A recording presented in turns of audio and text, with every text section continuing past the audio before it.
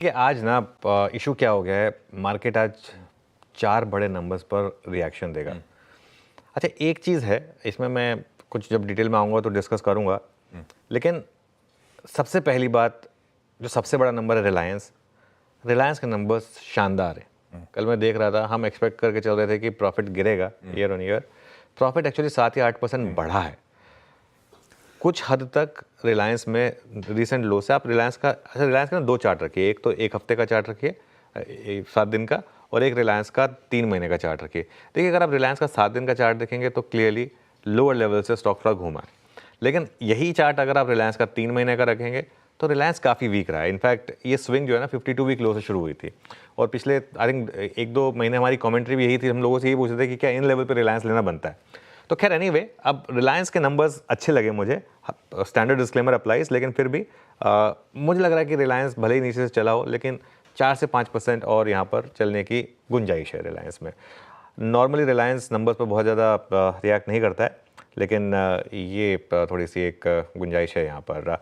Disclaimer play कर दीजिए पहले प्लीज़, मुझे लग रहा था कि वो शायद प्ले होने के लिए टाइम लग रहा है। अच्छा, अब आइए इन्फोसिस की बात पर। इन्फोसिस के नंबर्स ठीक ठाक हैं, लेकिन इन्फोसिस के केस में अब बहुत लोग सवाल पूछेंगे कि एडीआर क्यों नीचे है 6%, और उसका मैं रीज़न बताता हूँ आपको।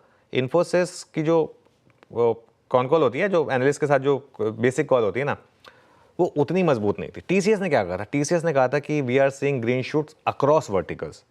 इन्फोसिस ने उसको रेस्ट्रिक्ट रखा है कुछ हद तक बीएफएसआई तक।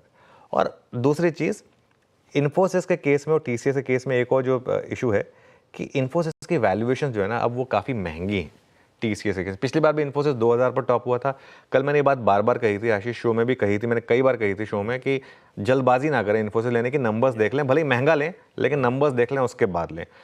अब इन्फोसिस का एडीआर 6% नीचे गिरा, हम 2%, 1% अब नीचे गिर के गए थे, तो करीब 5% एडीआर कह रहा है आपको कि हम नीचे खुलेंगे। अब 5% नीचे इन्फोसिस खुले, उसके बाद आप क्या करें? आई थिंक कुछ टाइम के लिए छोड़ दीजिए, क्योंकि इन्फोसिस एक ऐसा स्टॉक है जहाँ पर 10 एनालिस्ट से पूछोगे तो आपको 11 भी मिलेंगे।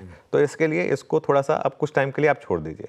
अच्छा, एक्सिस बैंक, मेरे ख्याल से आज जो 2 नंबर सबसे ज़्यादा इंटरेस्टिंग होंगे ना रिएक्शन में, वो होंगे एक्सिस और हैवेल्स। एक्सिस के केस में नतीजों से ज़्यादा पोजिशनिंग इंपॉर्टेंट है।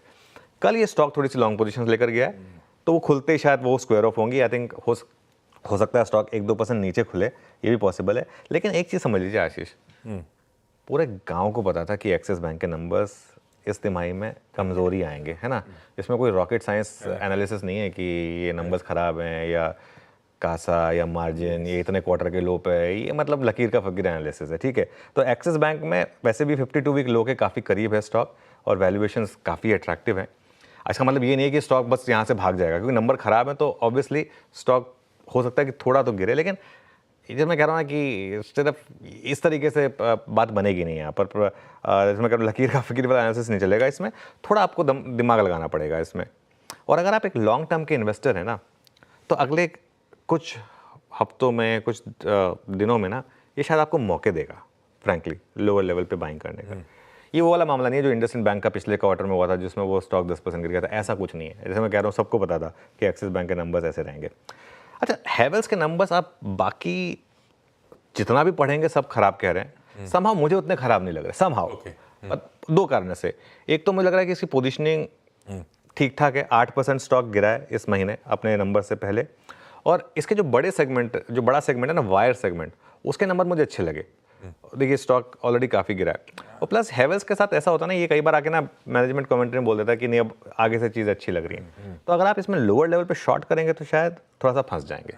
अब इन सबको मैं थ्रेड बाय डिस्कस करूँगा थोड़ी देर में, लेकिन अब निफ्टी की बात, निफ्टी शायद हम कल के लो के नीचे खुले, 50-55 पॉइंट नीचे खुल रहे हैं। वैसे हम जो लॉन्ग्स कैरी कर रहे हैं उन्होंने अच्छा खासा प्रॉफिट बनाया है। एक अप्रोच ये हो सकती है, कल के लो के नीचे खुल रहे हैं, आप एक बार के लिए बाहर हो जाएं, उसके बाद देखें मार्केट स्ट्रॉन्ग है या नहीं है। लेकिन अगर हम 23,134 और 23,146 इसके नीचे गए, जो पिछले 2 दिन का लो है, तो दिक्कत बढ़ेगी। फिर ये काउंटर ट्रेंड रैली खत्म होने का एक रिस्क जो है ना, वो बहुत बड़ा हो जाएगा।